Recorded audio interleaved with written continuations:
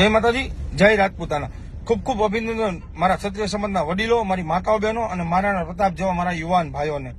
ખૂબ ખૂબ આભાર ગુજરાતની સંકલન સમિતિનો, એના વડીલોનો, જેઓએ આ દેશ અને દુનિયાને ક્ષત્રિયોની શિસ્ત અને મર્યાદાના દર્શન કરાવ્યા. ક્ષત્રિયોની જીત તો સાહેબ રતનપરના મેદાનમાં થઈ ગઈ હતી, જ્યાં લાખોની સંખ્યામાં મારો સમાજ ભેગો થયો હતો. આજે ક્ષત્રિય સમાજે આ સત્તા પક્ષને એ કરી બતાવ્યું કે જે છેલ્લા ઘણા વર્ષોથી કોઈ રાજકીય પક્ષ નહોતો કરી શકતો. ક્ષત્રિય સમાજે સાહેબ એની 400 પારની વાત હોય, 5 લાખની લીડની વાત હોય કે ગુજરાતની 26 સીટની વાત હોય, એ તદ્દન ખોટી સાબિત કરી બતાવી. અને સાહેબ ક્ષત્રિય સમાજે શું કરી બતાવ્યું 2019 અને 2024 પરિણામ મેળવી લો, તમને ખબર પડી જશે.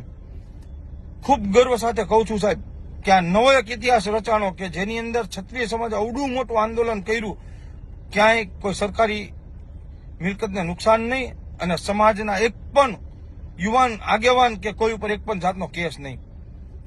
સાહેબ આ તો આરંભ છે, અંત નહીં. શરૂઆત હંમેશા શૂન્યથી થાય છે અને અમારી શરૂઆત તો એકડાથી થઈ છે. ઇતિહાસ સાક્ષી છે કે રાણાના એક રણકારથી દિલ્હીની ઈ સલ્તનતી ધ્રુજતી અને સાહેબ આ રાણાઓનું એક રણકારથી ઈ દિલ્હીની ભાજપ સરકાર પણ દોડતી થઈ ગઈ હતી. જે લોકો એવું કહે છે ને કે સમાજે શું કરી બતાવ્યું, સાહેબ એને ખુલ્લા ચેલેન્જ સાથે કહું છું કે મારા ક્ષત્રિય સમાજના એક પણ ગામમાં સાહેબ ભાજપની લીડ કાઢીને બતાવો, હું આજીવન તમારી ગુલામી કરીશ. જય માતાજી, જય રાજપૂતાના.